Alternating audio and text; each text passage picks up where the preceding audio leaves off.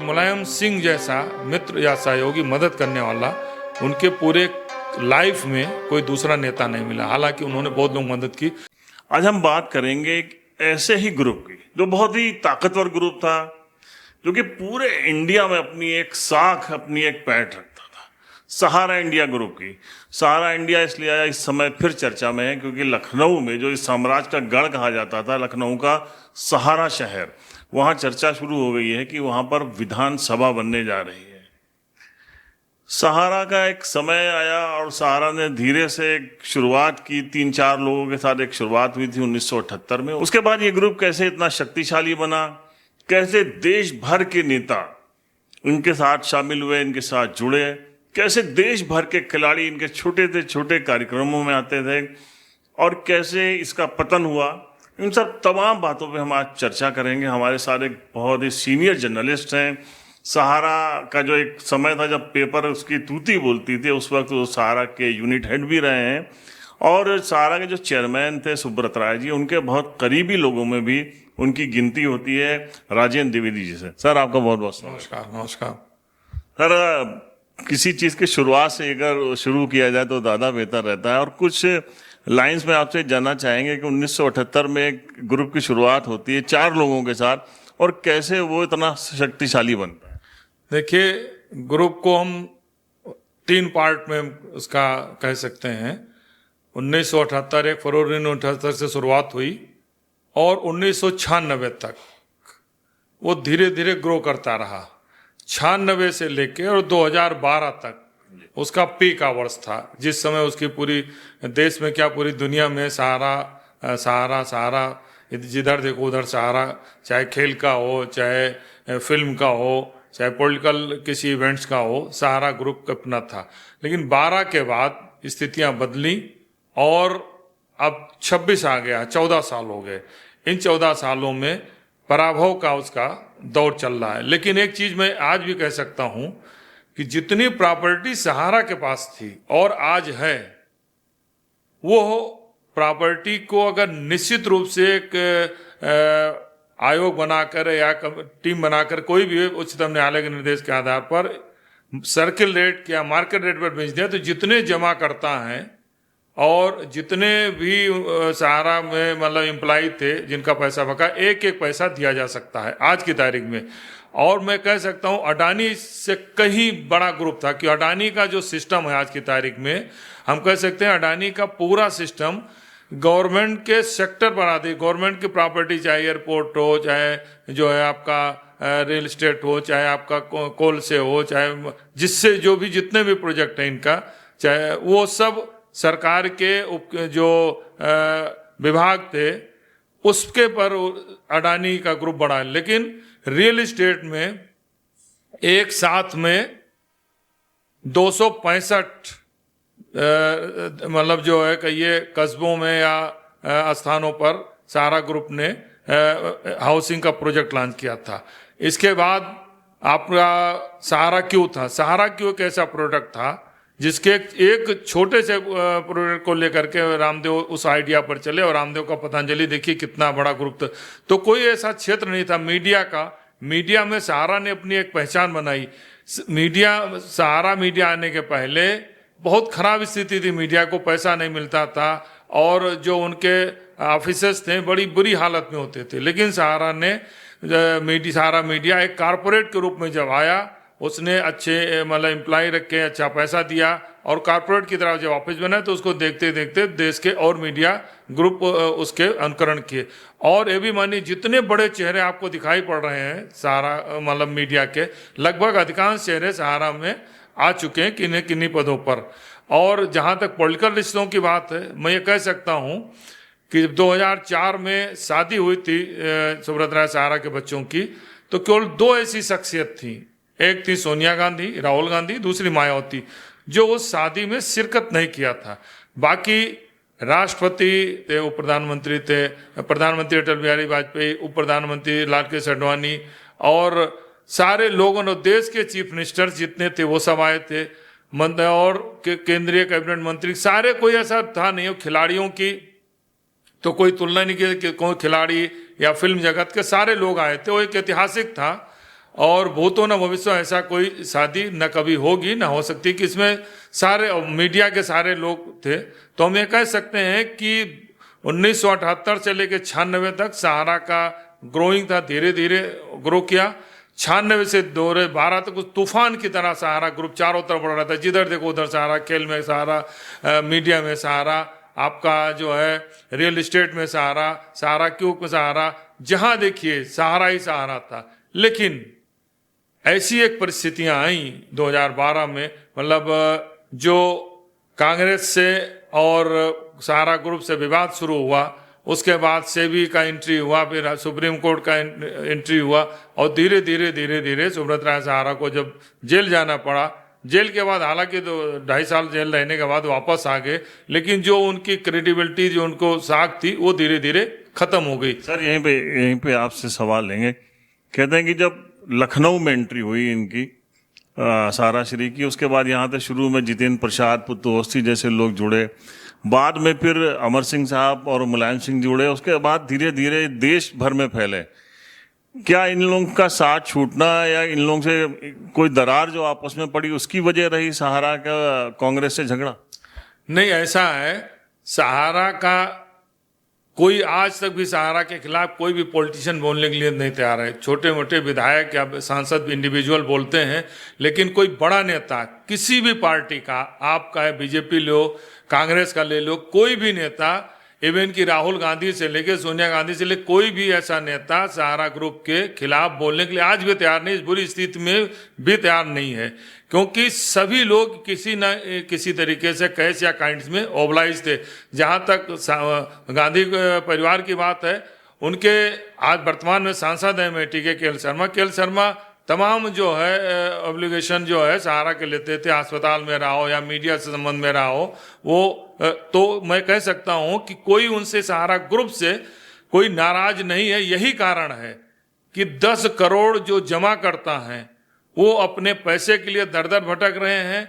और गृह मंत्री अमित शाह जी ने एक मतलब जो पोर्टल बना दिया जिसके माध्यम से पैसा लिया जा सके, लोग पैसा नहीं पा रहे हैं। लेकिन आज फिर मैं कह सकता हूं कि अडानी से कई गुना हैसियत सहारा की थी, और जिन 78 प्रॉपर्टी को लेकर सहारा की बात सुप्रीम कोर्ट में दिया गया है, जो अडानी खरीदने की बात है, वो अडानी आज तक वो प्रॉपर्टी न खरीद पाएंगे न खरीदने की हैसियत में है, क्योंकि एमबी वैली ही से जो है 1.5 लाख करोड़ से प्रॉपर्टी है। दूसरा जो सहारा शहर की बात जो है, जो सबसे ज्यादा चर्चा में है, सहारा शहर अखिलेश दास मेयर थे, और पुत्तू अवस्थी और चाहे आप कह लीजिए सुब्रत राय सहारा, ओपी श्रीवास्तव, सब लोगों ने मिल करके इस जमीन को एक साथ में लिया। और ये जमीन का भी ये था कि नगर निगम की जमीन थी, उसको एक साथ में करके एलडीए से इतनी बड़ी जमीन ली, और जो हुआ कि इसको ग्रीन बेल्ट बनाया जाएगा।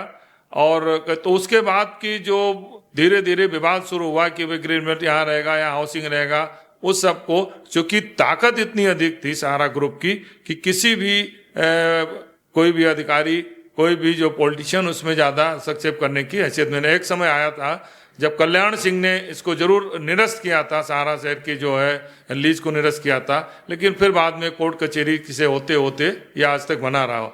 और ये मैं कह सकता हूं कि एक मैं घटना सुनाता हूं, जो टीएन सेशन थे, जो चुनाव आयोग जिसकी पहचान मानी जाती है, भारत निर्वाचन आयोग मुख्य निर्वाचन अधिकारी थे, वो भी सहारा ग्रुप के मतलब बोर्ड ऑफ डायरेक्टर्स में थे। और ऐसा कोई ऐसा शख्स नहीं था जो बोर्ड ऑफ डायरेक्टर्स में ना रहा हो, टीएन सेशन से लेके और अमिताभ बच्चन हो, राज बब्बर हो, चाहे आपका जो है शाहरुख खान, कोई भी ऐसा फिल्म के जगत का या क्रिकेट जगत का कोई ऐसा शख्स नहीं था। तमाम आरबीआई के तमाम कई लोग, बहुत सारे डायरेक्टर थे, सुप्रीम कोर्ट के जजेस, जुडिशरी के काफी बड़ी संख्या में थे, अधिकारियों की तो लंबी लाट थी, सब लोग इसके बोर्ड ऑफ डायरेक्टर थे।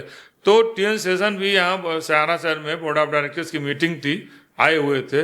तो हमारी उत्सुकता थी कि मैं उनके साथ थोड़ा देखूं, मैं मिलूं कि टीएन सेशन का क्या है। तो प्रोटोकॉल में मैंने उनके साथ चेयरमैन ऑफिस से कह के कि मैं इनके साथ रहूंगा, ताज होटल में रुके हुए थे। और वो फर्स्ट मीटिंग में जब गए तो दुर्भाग्य कहिए या जो भी कहिए, उस मीटिंग में सुब्रत राय सहारा चुनाव सुधार पर 40 मिनट तक बोलते रहे। और जितने भी सेलिब्रिटीज मतलब डायरेक्टर, बोर्ड ऑफ डायरेक्टर आए थे, सब लोग परेशान थे कहीं टीएन शेषन इसी में भड़क न जाए कि भाई जहाँ टीएन शेषन जैसा व्यक्ति हो वहाँ चुनाव सुधार पर वार्ता हो रही हो। लेकिन वो फर्स्ट मीटिंग में उन्होंने बड़े धैर्य से सुना, और जब वहाँ से सहारा शहर से मैं फिर ताज होटल में रुके, ताज होटल आया तो अपने कमरे में गए और करीब 1.5 घंटे बाद नीचे आए और उन्होंने मुझको एक लिफाफा दिया और कहा कि राय साहब से मैं क्षमा चाहूँगा, मैं सेकंड मीटिंग में नहीं, मैं जा रहा हूँ। और काउंटर पर उन्होंने अपना पेमेंट किया, टैक्सी मंगाई, एयर टिकट मंगाया और एक लिफाफा दिया कि इनको दे दिया। उसको मैंने जाके सुब्रत राय सहारा जो सहारा से रही थी उनको मैंने दिया। तो उन्होंने पूछा क्यों नहीं है, उन्होंने कहा सर हमको पता नहीं, इस लिफाफे में उन्होंने लिखा है। उस लिफाफे में ये था जो टीएन शेषन ने 2 लाइन में उनके सुब्रत राय सहारा के पर्सनालिटी का एनालिसिस किया था, जो लिखा था वो ये कहा था कि आप बहुत योग्य, बहुत क्षमतावान, बुद्धिमान हैं, दुनिया के किसी भी सेलिब्रिटी को, शख्सियत को आप अपने साथ जोड़ सकते हैं, लेकिन सम्मान देके उसे अपने साथ रख नहीं सकते। ये आपका सबसे नेगेटिव पार्ट है। मतलब नेगेटिव पार्ट उन्होंने नहीं लिखा था, मैं कह रहा हूँ उनका लिखने का मतलब कहने का आशय था कि आप किसी को, बड़े से बड़े को जोड़ सकते हैं, लेकिन उसे सम्मान देके अपने साथ रख नहीं सकते। ये उन्हीं की उनका मामला अपनी घटना से था कि मैं भाई था वहाँ पर, आपने मुझको सम्मान दिया, जोड़े, लेकिन आप अपने साथ मुझको जोड़ के रख नहीं पाए। ये उनका मतलब कहने का मतलब, आप एनालिसिस करें उस चीज़ें। और दूसरा आपके जो है हर चीज़ में आपको ही अपने हिसाब से चलाना, विशेषज्ञ ना होना, ये दूसरा पार्ट आपका नेगेटिव। 2 पार्ट उन्होंने उस समय कहा था। और चेयरमैन की क्वालिटी थी, जब खुश होते तब भी सिगरेट और जब थोड़े तनाव में होते तब भी सिगरेट। तो उस समय जब लेटर लिया उन्होंने तो देखने के बाद फिर 15-20 मिनट मीटिंग लेट हुई और फिर मीटिंग कंटिन्यू। तो ये उनका अपना वो था। तो मैं कह सकता हूँ कि सहारा ग्रुप के पास आज भी जितनी प्रॉपर्टी है, अगर निष्पक्षता पूर्वक भारत सरकार, प्रधानमंत्री नरेंद्र मोदी उस पर कोई या उच्चतम न्यायालय कोई टीम गठित कर दे, उसको मार्केट सेट पर सेल कर दे, तो इम्प्लाइज का पैसा एक पैसा चला जाएगा और जितने बकायेदार हैं उसके बिकने के बाद भी पैसा इनके पास रहेगा। और आज की एक चीज और मैं बताऊं, जो मेरा अपना अनुभव है, कहना तो नहीं चाहिए लेकिन मेरा अपना अनुभव है, जो गरीबों का पैसा सहारा में जमा, सब गरीब लोग थे, छोटे छोटे लोग थे, और इन गरीबों को पैसे को जिसने भी सहारा में लूटा है, सहारा में रहते हुए लूटा, वो भी आप सुखी नहीं आज की तारीख में, जैसे भी लेके गए। ये भी मैं कह सकता हूँ, आप जितने भी चेहरे नाम देखें और ना रहेंगे भविष्य में, क्योंकि गरीबों का पैसा है वो गया है। ये पैसा लौटाने की मंशा थी कि नहीं थी सहारा? देखो, मुझे जो लगता है कि जिस तरीके से रिकरिंग पैसा उन्होंने जमा कराया, उससे नहीं लगता है कि पैसा वापसी करने की मंशा रही होगी। क्योंकि अगर आप 10 रुपया किसी से लेते हैं का 20 करने की बात करते हैं, और नॉन प्रोडक्टिव में जो पैसा आप ला भी रहे हैं, नॉन प्रोडक्टिव उसमें खर्च कर रहे हैं आप, तो जिसका कोई रिटर्न नहीं हो रहा है, तो मुझे नहीं लगता कि वापसी का कोई इंटेंशन रहा होगा, मतलब जो है देने की बात रही होगी। अगर होता तो एक पैसा आदमी मार्केट से उठाता है तो उसको प्रोडक्टिव उस में लगाता है कि उस 1 पैसा लाया हूं तो 2 पैसा मैं कैसे कमाऊं। लेकिन 10 पैसा ला के उसको 20 देने का वादा करके 4 पैसे पहले कमीशन में दे देना, ये मुझको नहीं लगता है कि शुरुआत में ही इस पे कोई रहा। फिजूल खर्ची, दिखावा, बहुत सारे कारण थे। लेकिन इस सब के बावजूद मैं कह सकता हूं सुब्रत राय सहारा की पर्सनालिटी एक ऐसी थी कि आज की तारीख में भी जो भी हो, बड़े ग्रुप हो, अडानी हो, अंबानी हो, जिसको हम लोग बहुत नहीं मिले हैं ना, मेरी मुलाकात है, लेकिन मैं सुब्रत राय सहारा के बहुत सारी मीटिंग में देखता था। उनका जो विजन था रोजगार को लेके, उसमें देश का कोई भी उद्योगपति उन्हें दूर दूर तक नहीं ठहरता। और मेरा मानना, अगर वो कांग्रेस से उनके विवाद नहीं शुरू होते या परेशानी नहीं, सुप्रीम कोर्ट का इंटरफेयर नहीं होता, और सहारा ग्रुप तो आज देश का सबसे बड़ा रोजगार देने वाला स्थिति होती, क्योंकि पूरे दिन में भी आज के मतलब जिस समय सूरत राय सहारा जेल में थे उस समय में जितने एम्प्लॉइज की संख्या थी उतनी संख्या अडानी और अंबानी ग्रुप में आज भी नहीं है, ये स्थिति है। और ये मान के चलिए इनका जितना उत्थान हुआ है अडानी अंबानी का जो है वो सरकार के उस मतलब जो संसाधनों पर हो रहा है, लेकिन उन्होंने जो पब्लिक से पैसा 10 करोड़ से अधिक जमा करता थे, 1.25 लाख 1.5 लाख एम्प्लॉय थे और अच्छी खासी सैलरी दी जाती थी, मीडिया का इनका हाउस था, तो बहुत सारे कारण थे। लेकिन हम ये कह सकते हैं कि लास्ट स्टेज में जो परेशानी का कारण बना वो यही हुआ कि जितने अच्छा दूसरी बात ये अधिकारियों ने भी खूब लूटा, खूब नौकरशाहों की तो एक लंबी श्रृंखला है। मैं एक उदाहरण बताता हूं कि जितने भी अधिकारी थे सीनियर पोस्ट, वो हमारे यहाँ एयरलाइन शुरू हुई तो उस पर आता था कि भाई ये हमारे अधिकारी संस्था के शुभचिंतक हैं, इनको एफओसी मतलब फ्री ऑफ कास्ट जो इनको टिकट दे दिया जाए और रहने की व्यवस्था की जाए। तो अब सोचिए उनको टिकट दिया जाता था पूरे परिवार को, एमबी वैली से खूबसूरत बॉम्बे शहर में रुकने की व्यवस्था की जाती थी, उनके खाने पीने आने जाने। सैकड़ों अधिकारियों को तो हमने एफओसी अपने के हमारे बड़े शुभचिंतक हैं, ये फला अधिकारी बड़े शुभचिंतक हैं, फला अधिकारी शुभचिंतक हैं, पुलिस अधिकारियों का और नेताओं के मतलब सोचिए एयरलाइंस अगर सहारा की डूबी तो एफओसी के चक्कर में डूबी कि यहाँ से, और तो उसमें 3 तरीके खर्चा पड़ता। एक तो है कि बिना टिकट फ्री मिला, दूसरा उनको सर्विस गाड़ी की देनी पड़ी, तीसरा जहाँ रुक रहे होटल की व्यवस्था करनी पड़ी। तो हर तरीके से मतलब जो उनको मोबाइज किया। लेकिन सबसे इंटरेस्टिंग बात यह है कि जो खा के आते थे सहारा शहर में, जब फंक्शन होते थे, बड़े बड़े फंक्शन होते थे, तो उसमें जैसे प्रमुख सचिव रहते थे उनको कार्ड दिया गया तो 2-4 घंटे बाद फोन आता था, भाई 2 कार्ड और चाहिए। उनकी पत्नियों को फोन आता था 2 कार्ड और चाहिए। बाद में होता था हमारे पड़ोसी भी चाह रहे हैं तो सबको। लेकिन दुखद ये रहा कि जो खा पी के बाहर निकलते थे या मिलते थे तो पॉजिटिव नहीं निगेटिव सेंस में ही सहारा की बात करते थे कि बड़ा लूट रहे हैं, बड़ा कर रहे हैं चीजें। एक बार उन्होंने कैंडल डिनर दिया था सहारा मतलब जो शहर के अंदर, उसमें केवल एक कैटेगरी के अधिकारी थे, मतलब सचिव स्तर से अधिकारी थे केवल पूरे प्रदेश के, और 2-3 अधिकारी ऐसे थे जो इतना पी गए थे कि उनको बैठा के गाड़ी से उनके घर तक भेजा गया। और जब 1 हफ्ते बाद मिले तो इतना खाया, इतना पिया, और दारू की अपनी अलग ही क्वालिटी सबसे महंगी रहती थी। तो उनके सारे वर्ड्स जो है नेगेटिव ही थे, पॉजिटिव नहीं थे। तो ये भी एक दुर्भाग्य रहा। दूसरी बात यह है कि इस पतन के लिए जो है सर, यहाँ पे आपसे बात करेंगे, जब हालात बिगड़े देश भर के नेताओं से उनके ताल्लुकात थे, लेकिन कहते हैं कि मुलायम सिंह जी एक थे जो उनके लिए खड़े हुए थे, इसमें कहाँ तक? देखिए, मेरी मुलाकात 2022 में सितंबर में हुई थी, आखिरी मुलाकात मेरी थी। मैं अपनी पुस्तक जो है आंकड़ों की सत्ता 2022 विधानसभा बनाया था तो मैं उनको देने गया था। उस दिन मेरी करीब 1.25 घंटे तक मैं बैठा रहा और कई राउंड बातचीत हुई। उसमें बहुत सारी चीजें उन्होंने बात की होगा। उसमें एक प्रकरण उन्होंने जरूर सुनाया और यह कहा कि मुलायम सिंह जैसा मित्र या सहयोगी, मदद करने वाला उनके पूरे लाइफ में कोई दूसरा नेता नहीं मिला। हालांकि उन्होंने बहुत लोग मदद की। और घटना उन्होंने सुनाया कि एक दिन मैसेज, मुलायम सिंह मुख्यमंत्री थे, 2006 की बात है यहाँ तक है, और कहीं ने घटना बताया कि मुलायम सिंह मुख्यमंत्री थे और एक मैसेज आया कहीं मेरे पास अलग से कि कैबिनेट सेक्रेटरी के उसमें निर्णय हुआ है कि सहारा ग्रुप में कंबाइंड रूप से रेड की जाएगी, आयकर और जो है सीबीओबी के सब मिलके।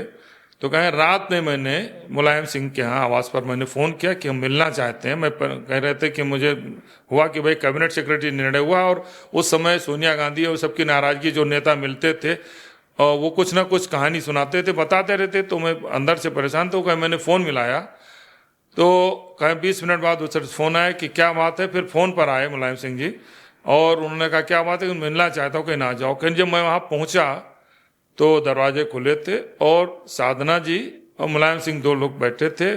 साधना जी पानी चाय लेके आई, मैं बैठा, 20 मिनट बात हुई तो मैंने बताया कि ऐसा ऐसा निर्णय हुआ। रात में ही उन्होंने अहमद पटेल को फ़ोन मिलाया और जो उनके वर्ड्स थे, कहते कहते सूरत राय सहारा भावुक हो गए थे इस सेंटेंस।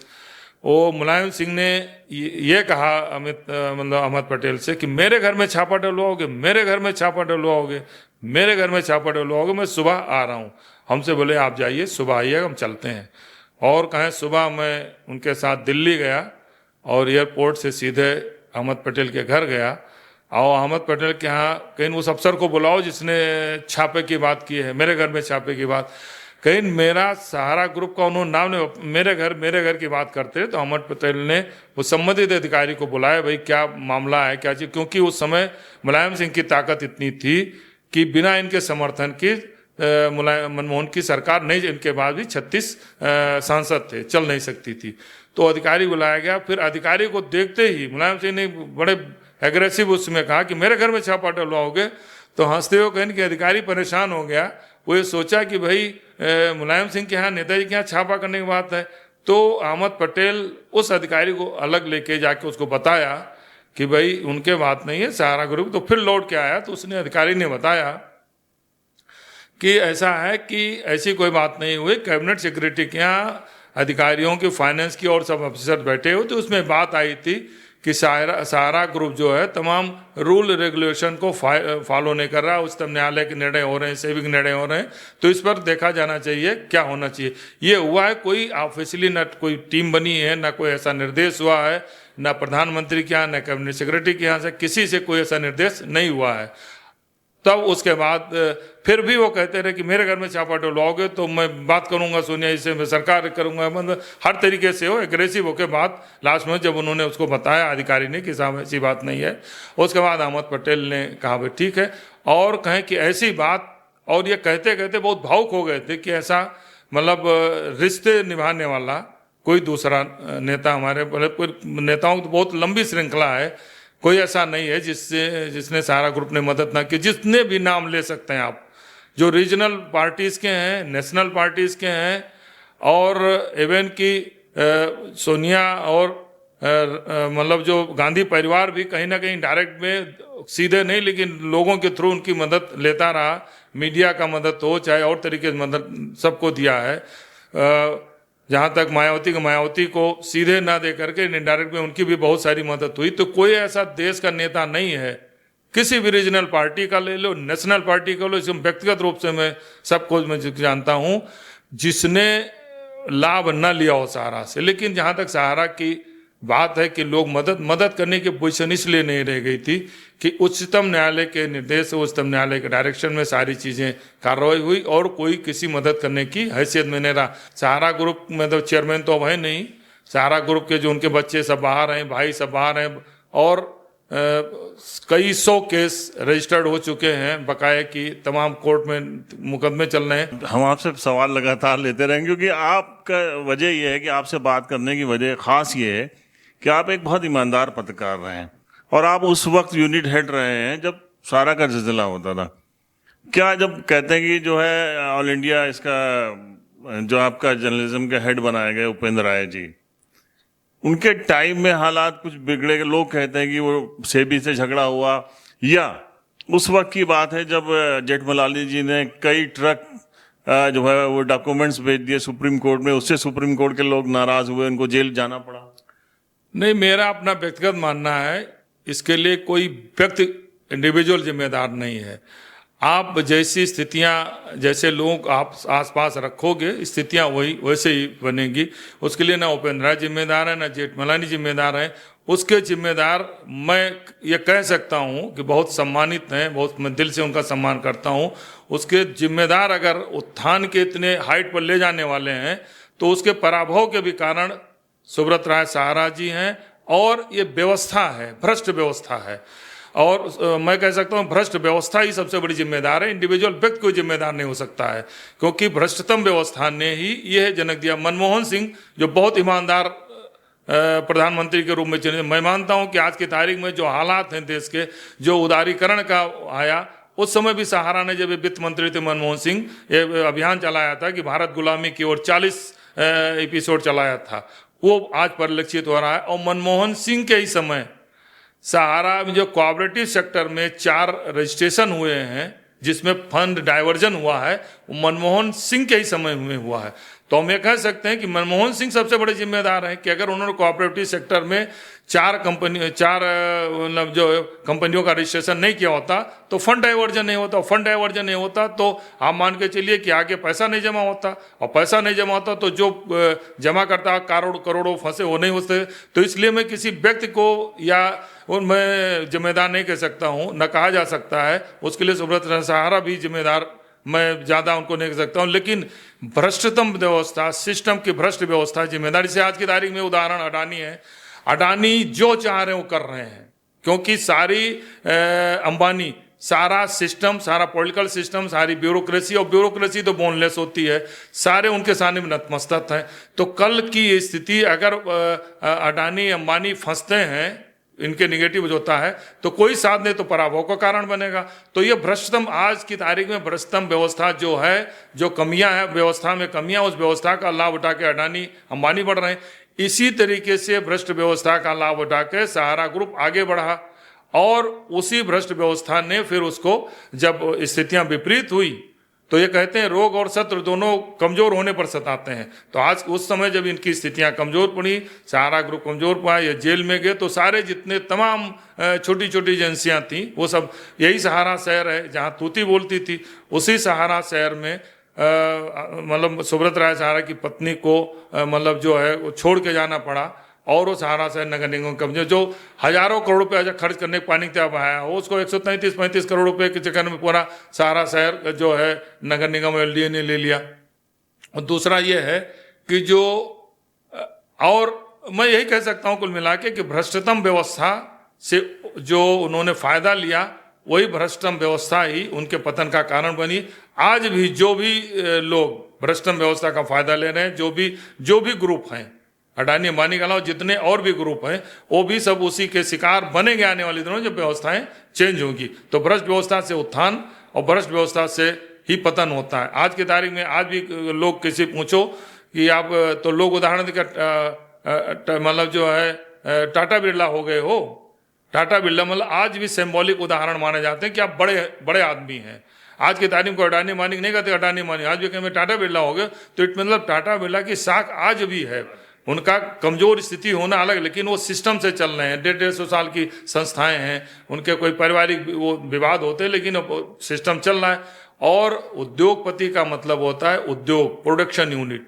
सहारा ग्रुप का दुर्भाग्य रहा कि इनकी कोई प्रोडक्शन यूनिट लग नहीं पाई। अगर रियल इस्टेट ही चल गया होता, इनका सहारा क्यों एक भी प्रोडक्ट, भाई सहारा क्यों लगे, हम कहाँ से कहाँ, उसी प्रोडक्ट के एक से मौलिक उदाहरण लेकर के रामदेव जी कहाँ से कहाँ तक पहुंच गए, एक भी प्रोडक्ट नहीं चल पाया। सर इसमें कहा जाता था कि जो लिस्ट नहीं दे पाए थे, 29,000 करोड़ जो वहाँ जमा करना था, सेबी ने कहा था, उसमें ज़्यादातर लोग जो इसमें जुड़े हुए थे, बड़े बड़े नेता या ऑफिसर्स, उनका पैसा था, इसलिए लिस्ट नहीं दे। नहीं, ये सब गलत बात है। किसी नेता, जितने भी नेता थे वो सहारा से पैसा लेके गए, किसी नेता का पैसा नहीं डूबा है। जहां तक मेरी जानकारी है, अधिकारियों का पैसा नहीं डूबा है। लास्ट मोमेंट तक अधिकारी किसी न किसी टैक्स, ये पैसा उन गरीब 10 से, एक जो रिपोर्ट सुप्रीम कोर्ट में दी गई है 10 करोड़ और दूसरी रिपोर्ट 14 करोड़ के, तो देश भर के जो जमा करता है 14 करोड़ के आसपास, उन जमाकर्ताओं को 1000, 2000, 10,000, लाख, 2 लाख, ये पैसा उनका है, किसी नेता का पैसा इनके पास नहीं है। नेताओं ने लूटा है, अधिकारियों ने लूटा है। न मेरे जहां तक संज्ञान में अधिकारियों का और नेताओं का किसी का पैसा नहीं। पैसा है तो उन गरीब 14 करोड़ गरीबों का है, जिन्होंने रिकरिंग उसमें अपनी आशा में कि हमारा पैसा 2 गुना हो जाएगा और उसमें है। लेकिन जो गरीब लोग हैं 10,000, 5,000, 20,000 वाले, वो न पोर्टल खोल सकते हैं, न जान सकते हैं, न ले सकते हैं। और जो एम्प्लॉइज का, जैसे सहारा मीडिया इतना बड़ा मीडिया हाउस था, अब मैनेजमेंट के कारण, जो सहारा के मालिक उनके भाई हैं, उनके बेटे हैं, जो भी, उनके कारण सहारा मीडिया भी खत्म हो गया, चल नहीं पा रहा है। क्योंकि अगर किसी हाथ को, किसी को, जिसको भी देना होता दे देते, तो सहारा मीडिया रन करता। हजारों हमारे सहयोगी जो हमारे साथ में लंबे अरसे काम किए हैं, वो सब बेरोजगार होकर घूम रहे हैं। तो उसमें उपेंद्र राय जी का भी बयान आया था कि हम इसको चालू करेंगे, अखबार को अच्छा बनाएंगे। इसमें कहाँ तक हकीकत? उपेंद्र राय जी का जहाँ तक है कि उन्होंने जेबी राय, जो उनके छोटे भाई, उनके भरोसे पर बयान दिया था कि हमको मिल गया है, मैं चलाऊंगा। लेकिन बीच में कुछ दिक्कतें हुई, मतलब डील नहीं हो पाई, इसलिए नहीं चल पा रहा है। तो मैं मानता हूं कि इसके सहारा मीडिया के डूबने का कारण, ना चलने के कारण ये जेबी राय और उनके परिवार के लोग हैं, क्योंकि वो किसी को भी दे देते चलाने के लिए।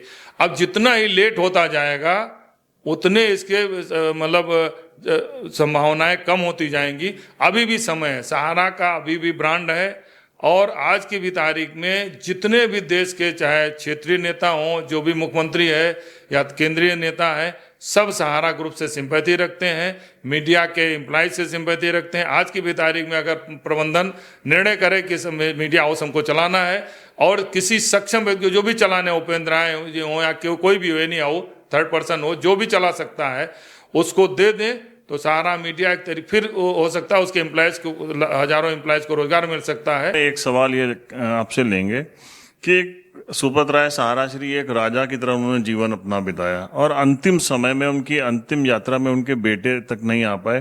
क्या उनको डर था कि वो जेल चले जाएंगे? क्या कारण रहा? देखिए, ऐसा है, एक चीज तो कहा जा सकता है, हम लोगों ने बड़ा नजदीक से देखा है, सुब्रत राय सहारा ने जो जिंदगी जी है वो एक कल्पना है। जैसे आप सोचते हैं इंद्रलोक की कल्पना आप कर सकते हैं कि कैसा खूबसूरत रहा होगा, किस तरीके से।